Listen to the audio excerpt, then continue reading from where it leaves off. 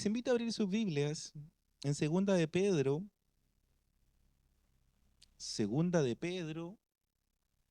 capítulo 1, versículo del 9 al 18. Segunda de Pedro, capítulo 1, versículo del 9 al 18. Y le invito a que tenga su Biblia abierta. Vamos a ir a esa cita, pero primero quiero hacer una breve introducción. En Cristo y a través del Espíritu Santo disponemos de todo lo que el cristiano necesita para poder vivir de acuerdo con el modelo que vemos en nuestro Señor Jesucristo, creciendo siempre y madurando hasta que su carácter se forme en cada uno de nosotros. También debemos considerar que esa nueva vida que tenemos en Dios no puede crecer ni tampoco se va a desarrollar sin una correcta comunión con nuestro Señor Jesucristo.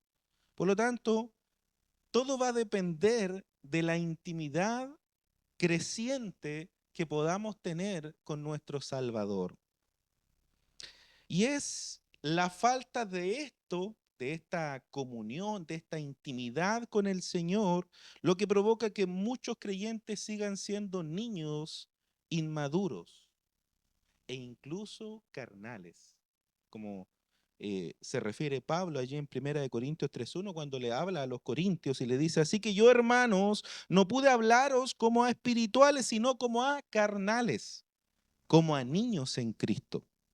El creyente que no tenga claras estas cosas en su mente y también en su corazón, siempre va a tener una visión limitada de lo que es una vida cristiana. Incluso tendrá una vida raquítica de lo que es cierto la verdadera vida cristiana y estará expuesto también a los peligros que el mundo tiene y a los peligros que el mundo cierto puede tener para nosotros en el caminar cristiano. Un detalle muy importante que no debemos confundir es que Pedro, aquí en esta epístola en segunda de Pedro, no nos está hablando acerca del desarrollo de los dones espirituales. No nos está hablando de los dones espirituales, sino del desarrollo del carácter espiritual del cristiano, que es el carácter de Cristo, o debiera ser el carácter de Cristo, ¿cierto? Ese carácter espiritual celestial que nos autentifica como cristianos, que nos muestra al mundo que somos creyentes, teniendo un carácter como el de Cristo. Y en este sentido, hay que decir que nadie tiene más ventaja o nadie tiene más posibilidad que el resto, hermanos. Todos nosotros estamos invitados y estamos llamados a mostrar el carácter de Cristo. Es importante recordar esto. Por ejemplo, una ancianita en la iglesia que posiblemente no haya tenido mucha educación, no tiene dones o talentos sobresalientes, pero por medio de una vida de auténtica devoción al Señor y de intimidad con el Señor Jesús, puede desarrollar un carácter mucho más acorde al reino de Dios que quizás cualquier otro elocuente predicador o pastor o otro hermano de la iglesia. ¿Por qué? Porque no se trata de los dones espirituales, no se trata de las habilidades que tengamos, se trata sencillamente de la relación que tenemos con Cristo. Puedo tener títulos, puedo ser bachiller en teología, puedo ser licenciado en teología, te puedo tener un magíster en divinidades, pero alguien que no tenga nada de eso puede tener una relación personal con el Señor mucho más grande que la que yo puedo tener. Porque no se trata de la capacidad, no se trata de los títulos, se trata sencillamente de la relación que tenemos con Jesucristo. Siempre es importante tener en cuenta que la escala de valores por la que se rige el Señor es diferente a la nuestra. Nosotros ponemos atención en títulos, en habilidades, en capacidades, pero el Señor no ve eso. Y un ejemplo de esto es la muy conocida, ¿cierto? eh, Ofrenda de la viuda que aparece en la Escritura. Cuando el Señor está ahí viendo todo lo que pasa, y se recuerdan ustedes lo que le dijo a los discípulos, esa viuda, esa ancianita que va ahí, dio más que todo el resto. Monetariamente era una ofrenda muy pequeña, pero dio más que el resto, según la escala de valores del Señor Jesús. Dio más que el resto. Habiendo llegado aquí, ya sabemos de qué manera nos podrá ser concedida una amplia y generosa entrada en el reino eterno de nuestro Señor y Salvador Jesucristo, como dice el versículo 11 de Segunda de Pedro. Y vamos a la Escritura, versículo del 12 al 15. Dice, por tanto, siempre estaré listo para recordaros estas cosas, aunque vosotros ya las sabéis y habéis sido confirmados en la verdad que está presente en vosotros. Y considero justo, mientras esté en este cuerpo, estimularos recordándoos estas cosas, sabiendo que mi separación del cuerpo terrenal es inminente, tal como me lo ha declarado nuestro Señor Jesucristo. También yo procuraré con diligencia que en todo tiempo, después de mi partida, podáis recordar estas cosas. En estos versículos, Pedro expresa de forma elocuente la tremenda importancia y urgencia que tiene para él el tema del que está tratando. Y al pensar en esto, nosotros también deberíamos buscar a Dios con ese mismo espíritu que lo está buscando Pedro. Tal como dice el autor de Hebreos en el capítulo 12, versículo 28-29, dice, así que recibiendo nosotros un reino inconmovible, tengamos gratitud y mediante ella sirvamos a Dios, agradándole con temor y reverencia, porque nuestro Dios es fuego consumidor. Siendo las cosas así, sería totalmente insensato que como predicadores estuviéramos predicando un evangelio light. Así solamente estaríamos alimentando a cristianos light, cristianos que no se toman en serio las cosas, cristianos que solamente escuchan algo que para ellos no tiene mucha importancia y que no lo ven como un llamado tampoco, sino lo ven como parte del conocimiento. Es importante que un cristiano, hermano, se prepare adecuadamente, no solamente para vivir aquí, sino también que se prepare para el reino de Dios. Porque como se ha dicho, se ha mencionado desde este púlpito, nuestra salvación comenzó el día que Él nos salvó.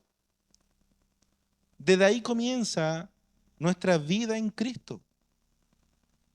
Nosotros ya podemos disfrutar de la vida eterna porque el Señor la comenzó en nosotros el día que nos salvó. Desde ahora debemos disfrutar de la vida eterna. Pero muchos la vemos como algo distante, como algo que no es ahora. Hermanos, comenzó desde el día en que el Señor te salvó, desde ahí en adelante. Por lo tanto, debes vivir en la vida eterna ahora, pero también sabiendo que esto en el futuro, cuando llegues a la presencia del Señor, se verá esto mismo en una gloria que no podemos imaginar. Por lo tanto, debemos comenzar desde ahora a vivir para ese reino, para el reino del Señor. ¿Por qué? ¿En qué otra parte de la Escritura se pueden, o en qué otra parte se pueden aprender los grandes principios de este glorioso reino que no es en la Escritura? Solamente ahí. Ahí aprendemos los términos y los principios de ese reino espiritual. Por lo tanto, para poder vivir para ese reino, ¿qué debemos hacer? Acudir a la Escritura. Acudir a la Escritura.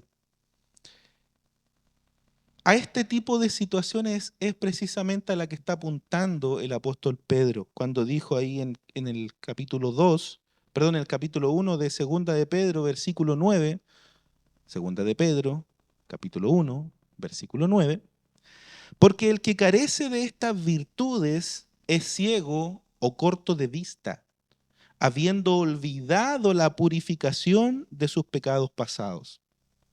Pedro siente una enorme responsabilidad porque desea ardientemente que las personas sepan qué camino deben seguir para tener una amplia y generosa entrada en el reino de Dios. Es algo que Pedro le da una real importancia y le preocupa, por eso él está hablando de este tema. Y no solo él, también todos los demás predicadores deberíamos tener el mismo ánimo para enseñar con seriedad los principios bíblicos que deben regir nuestra vida. Aunque, por supuesto, no solamente los predicadores somos responsables de esto, todos los cristianos son responsables de esto. Cada creyente de manera individual tiene el deber de escuchar a su Creador todos los días. Cada día acudir a la Escritura y escuchar lo que el Señor quiere decirle, lo que el Señor quiere que aprenda, porque es a través de la Escritura que Dios habla a sus hijos. Es a través de la Escritura. Y es el medio más infalible de conocer la voluntad de Dios. No esperar a una persona que venga con una revelación. Hermano, la revelación del Señor está completa en la Escritura. Si usted quiere escuchar la voz de Dios, lea la palabra. Lea la Escritura. Queda claro entonces que los predicadores o los que hablamos del Señor con nuestros hermanos, le hacemos un flaco favor cuando damos la impresión de que la vida cristiana consiste en entretenimiento, fomentando un cristianismo vacío, fomentando la carencia de los verdaderos valores de la Escritura y de la vida cristiana. Debemos predicar la cruz, la renuncia. Hermanos, debemos renunciar al mundo y a lo que Él entrega. El sacrificio de Cristo, el esfuerzo, la disciplina. Hermano, un cristiano que disciplinadamente no se propone leer la Biblia todos los días, tener tiempo de oración todos los días, es un cristiano débil. Es un cristiano en riesgo, pero no en riesgo de perder la salvación. Es un cristiano en riesgo de creer cualquier cosa que le digan. Por eso es necesario ser también disciplinado en cuanto a leer la Escritura, a pasar tiempo de oración. Y esto es especialmente trágico, hermanos, si desde la misma iglesia es donde se comienza a rebajar la seriedad y la dignidad del Evangelio de Dios. No importa, hermano. No importa que no ore. No importa que no lea la Biblia. No importa que no venga a los cultos. Cuidado. Porque a veces fomentamos que la gente no tenga real compromiso con el Evangelio de Cristo. El razonamiento es simple. Si un joven malgasta su tiempo durante su época de estudiante, le va mal en las notas, le va mal en todo, no se responsabiliza, no le pone empeño, sino que simplemente está porque lo obligan a ir al colegio.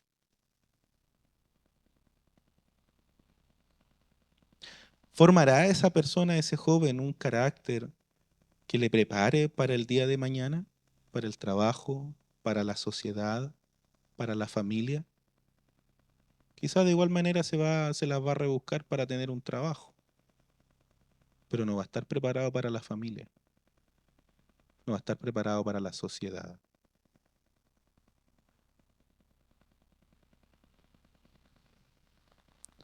No va a estar capacitado tampoco para presidir, para administrar, para dirigir, para gobernar o colaborar en las importantes tareas del glorioso y eterno reino que Dios nos aguarda. Quien no toma en serio la formación de un verdadero carácter cristiano en el tiempo presente, no va a estar preparado nunca para servir más allá en la iglesia o para hablar de Cristo. ¿O usted cree que una persona que nunca lee la Biblia va a hablar cosas correctas acerca de Cristo? No. Y es una lástima. Y da pena. Porque de repente vemos cristianos esforzados en otras cosas, esforzándose en otras cosas. Pero que a la hora de la escritura, de leer la escritura, no hay empeño, no hay esfuerzo allí. Y son esos mismos hermanos los que no tienen una doctrina firme. Son los mismos hermanos que dudan de todo. Son los mismos hermanos que preguntan todo, que no es malo. Pero también debemos entender que mientras más tiempo dediquemos a leer la escritura, a pasar tiempo de oración, a pasar tiempo buscando al Señor, en intimidad con el Señor, vamos a estar más preparados para todas las cosas. Incluso podemos recordar aquel momento en que el Señor Jesús a tan solo 12 años se apartó de sus padres, se fue al templo. A los 12 años, allí en medio de los más capos de la ley, de los doctores de la ley, de los que tenían cierto el poder de enseñar en el pueblo de Israel. Y todos esos hombres lo estaban ahí escuchando, poniendo la atención a un niño de tan solo 12 años. De tan solo 12 años. Sus padres preocupados por él, pero ¿cuál fue la respuesta del Señor? ¿No saben ustedes que en los negocios de mi padre me conviene estar? 12 años. Me gustaría escuchar a un niño de 12 años decir, yo estoy en el templo porque en los negocios de mi padre me conviene estar. Y muchos jóvenes, incluso de familias cristianas, están en cualquier parte menos en el templo. ¿Qué les enseñamos? No importa. El Señor te va a llamar en algún momento. Y esperamos, esperamos. Y nunca motivamos o incentivamos una relación seria con el Señor. Acabamos de ver que el Señor disfrutaba estando en la casa de Dios, en el templo y en los negocios de su Padre. Incluso Lucas añade, Jesús crecía en sabiduría y en estatura y en gracia para con Dios y los hombres. Él crecía porque él realmente le interesaban los negocios de su Padre. Como ya sabemos, la casa de Dios en este tiempo presente no es el templo en Jerusalén, sino que, como muy bien explicó el apóstol Pablo, el templo o la casa de Dios, ¿cierto? Es la iglesia local. Nosotros somos la casa de Dios. Nosotros somos el templo de Dios. Cada uno de nosotros. Leamos lo que le escribió a Timoteo. En 1 Timoteo 3, 14 y 15 dice, te escribo para que si tardo sepas cómo conducirte en la casa de Dios, que es la iglesia del Dios viviente. Y la iglesia somos nosotros. La casa de Dios es la iglesia del Dios viviente, le dijo Pablo a Timoteo. A veces los creyentes no tienen mucho aprecio por sus iglesias locales, pero la verdad es que las iglesias locales son casas de Dios. Nosotros somos la casa de Dios. Por lo tanto, debemos amar nuestras iglesias locales. Debemos amar nuestra iglesia, porque somos la casa de Dios. Nosotros somos la casa de Dios. Es aquí, ¿cierto?, donde nos podemos preparar para nuestra entrada futura en el cielo. Y podríamos decir que cada iglesia local es como una embajada de la iglesia real celestial en un terreno extranjero. Y los creyentes somos embajadores de ese gobierno celestial en este mundo. Estamos aquí para representar y cuidar los intereses del cielo. Somos embajadores de Dios y existimos para comunicar los intereses del cielo en este mundo hostil. Y debemos hacerlo con dignidad. dando siempre una imagen de seriedad y altura que refleje el carácter mismo del cielo y sirvan para honrar a Dios. Sirvan para honrar a Dios. Hermanos, tomemos estas cosas muy en serio.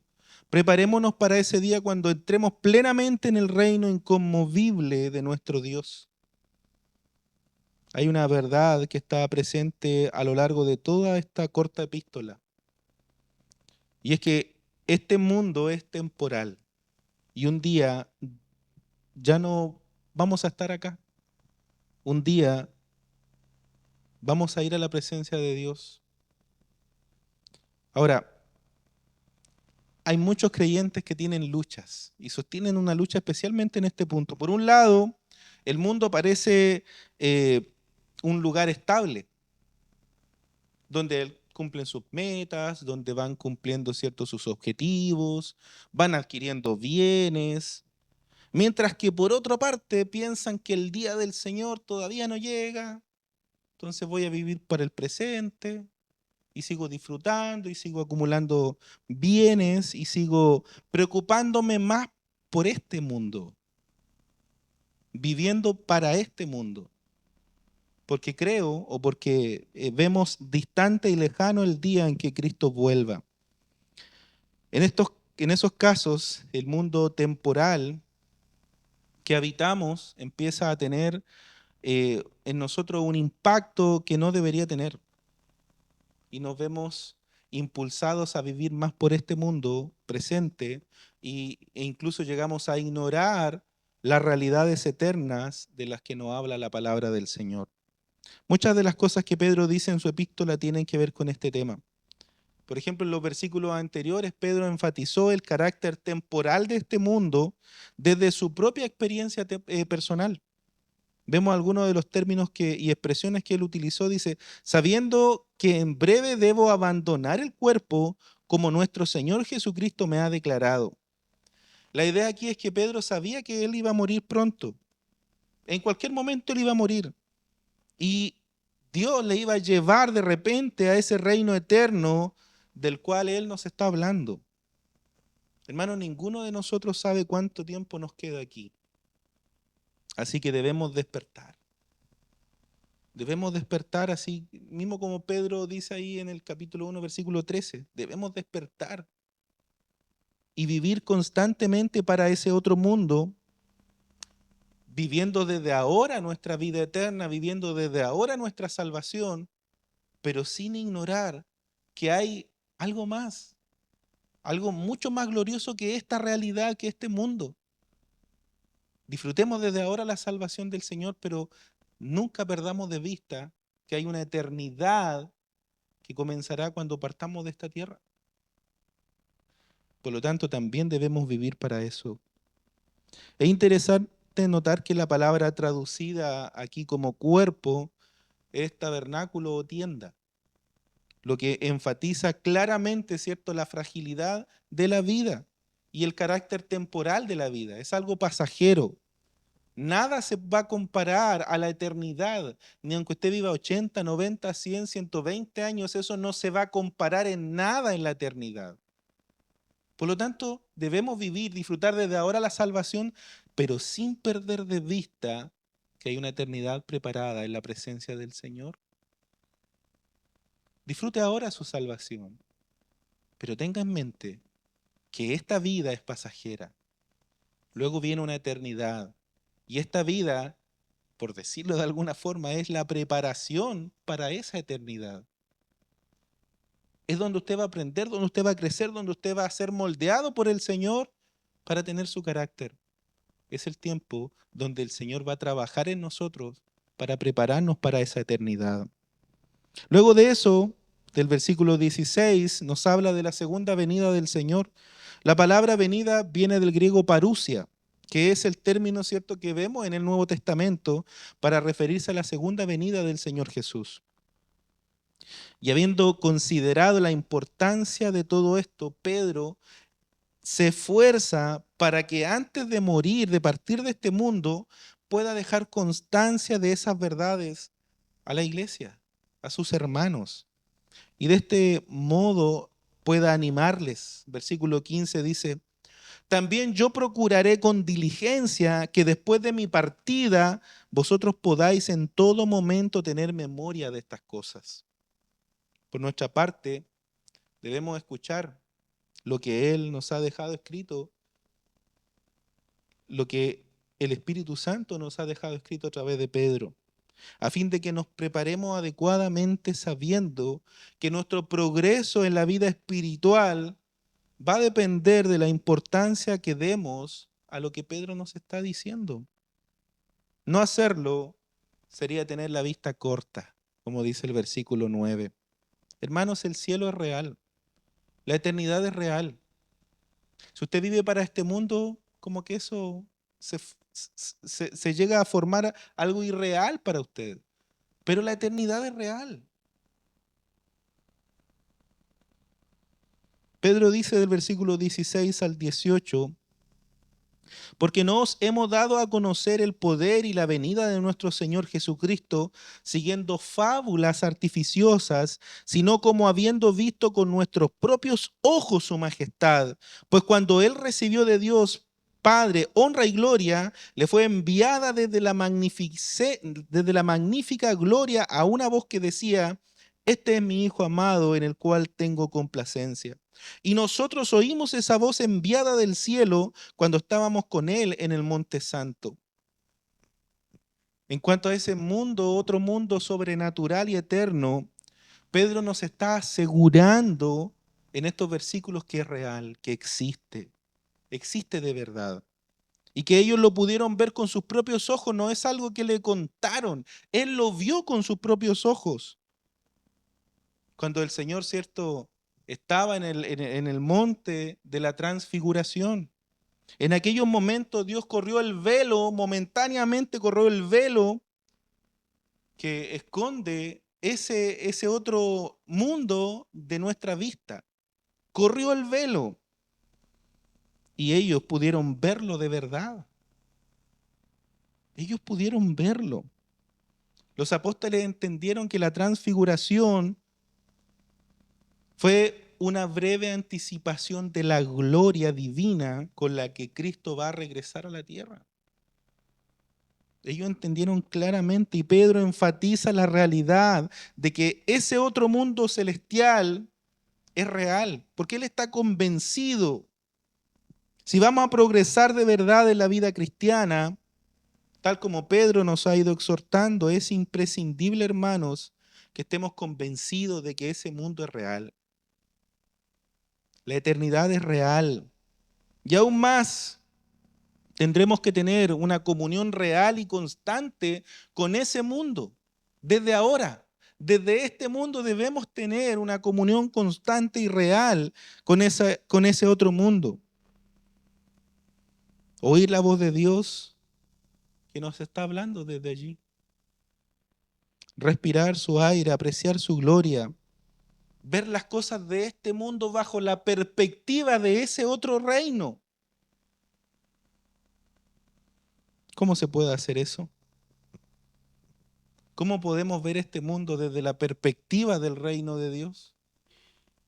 La respuesta la encontramos en el Señor Jesucristo, en la transfiguración, a la que ahora se hace referencia en este texto. Aquel incidente donde Pedro es testigo nos enseña que Él, Cristo, podía estar en ambos mundos a la vez, en ambos lugares a la vez. Él es el enlace entre nosotros y ese mundo sobrenatural y esa realidad eterna. En la medida en que tenemos comunión íntima con Cristo, al mismo tiempo estamos teniendo comunión con el cielo, con la eternidad. Y podemos empezar a disfrutar desde ya de sus increíbles realidades. Pero para tener comunión con ese reino tenemos que tener comunión con Cristo. Solamente así vamos a tener una perspectiva de este mundo, pero a través de ese reino de Dios. Como diría el apóstol Pablo en Efesios 2:6, hermanos, ya estamos sentados en los lugares celestiales con Cristo Jesús. Hermanos, ya estamos allá, ya estamos en la eternidad. en Cristo. A través de Cristo podemos decir y afirmar que ya estamos en la eternidad. Solamente a través de Cristo. Notemos lo que Pedro dice exactamente en el versículo 16. Porque no os hemos dado a conocer el poder y la venida de nuestro Señor Jesucristo siguiendo fábulas artificiosas, sino como habiendo visto con nuestros propios ojos su majestad. Es evidente que Pedro sabía muy bien y conocía muy bien la diferencia entre un mito o una fábula. La diferencia entre un mito, un hecho real, histórico y literal. Y lo que él está afirmando con toda claridad aquí es que lo que vieron y escribieron fueron hechos reales que vieron con sus propios ojos. La cuestión queda completamente zanjada y ninguna persona tiene autoridad para decir que no lo vieron porque Pedro lo vio con sus ojos. Nadie le contó. Nadie puede decirle a Pedro, no, tú no lo viste. Porque Pedro lo vio con sus ojos. Nadie puede decir que Pedro está hablando mitos cuando Pedro está literalmente y directamente diciendo que no son mitos. No son leyendas. Lo vi con mis ojos. Es más, el mismo Señor Jesucristo unos días antes le había anunciado que ellos verían el reino de Dios. Y así es. Así fue. Ahí en la transfiguración ellos vieron una pequeña fracción, una pequeña parte gloriosa del reino de Dios. Ahora, habiendo dejado claro esto, terminamos recordando qué es lo que los apóstoles oyeron exactamente cuando estuvieron en el monte de la transfiguración. ¿Se recuerda que en ese episodio hubo una voz del cielo? Ellos no solamente vieron, también oyeron lo que estaba pasando. Y Pedro nos lo explica, dice, pues cuando él recibió de Dios Padre honra y gloria, le fue enviada desde la magnífica gloria una voz que decía, este es mi Hijo amado, en el cual tengo complacencia, versículo 17. Con esto Pedro nos quiere decir que en Cristo tenemos la vida que debemos imitar si realmente queremos ser cristianos maduros. Si queremos ser cristianos maduros, Cristo es a quien debemos imitar. Solo así dejaremos de ser niños fluctuantes, superficiales, inestables, inmaduros, viendo a Cristo como el ejemplo que debemos seguir. Notemos que cuando Mateo, Marco y Lucas hablan de este suceso de la transfiguración, ellos añaden algo que es súper importante. Ellos dicen que de la voz que escucharon, ¿cierto? No solamente dice, este es mi Hijo amado en el cual tengo complacencia, sino que ellos agregan que la voz dijo, a Él oíd. A Cristo oíd. Si queremos saber la verdad de las cosas, tenemos que escuchar a Cristo. A Él debemos oír. Solo Él puede librarnos de ese caótico mundo en el que vivimos. Solamente Él puede decirnos la verdad, porque Él es la verdad. A Él tenemos que oír. A Cristo. En este mundo lleno de opiniones, lleno de ideas, de teorías, de filosofías, de todo tipo y color, hay una luz de esperanza. Hay alguien que puede decirnos la verdad. Hay alguien que puede llevarnos a la verdad. Hay alguien que puede rescatarnos de todas las cosas que hay en el mundo. Y ese es Jesucristo. Ni el pastor, ni su ídolo, ni el predicador más elocuente que exista en nuestros tiempos o que haya existido en nuestros tiempos. Solamente Cristo es la verdad. A Él debemos oír. Debemos, sin confundirnos, sin estar cambiando y chocando, ¿cierto?, con estas opiniones una y otra vez. El único propósito que tienen es confundirnos para que nunca lleguemos a escuchar la voz del Hijo de Dios. Hermanos, todas estas cosas están para que nosotros nos distraigamos. Todas esas cosas están ahí en el mundo y nos distraen. Hermano, escucha a Cristo. En medio de todas las voces que puedan levantarse, escucha a Cristo. Sigue a Cristo. Sigue el ejemplo de Cristo. Vive como Cristo. Ten el carácter de Cristo. Porque solamente eso te va a hacer madurar y te va a hacer crecer. Cristo, el Hijo de Dios, nos trae la verdad absoluta, infalible e inmutable. Él es como un faro que nunca se apaga, que nos va a guiar siempre al camino, que nos va a guiar siempre en cualquier momento de nuestras vidas y que nos está guiando desde este mundo a ese reino celestial. Le invito a ponerse en pie, vamos a orar.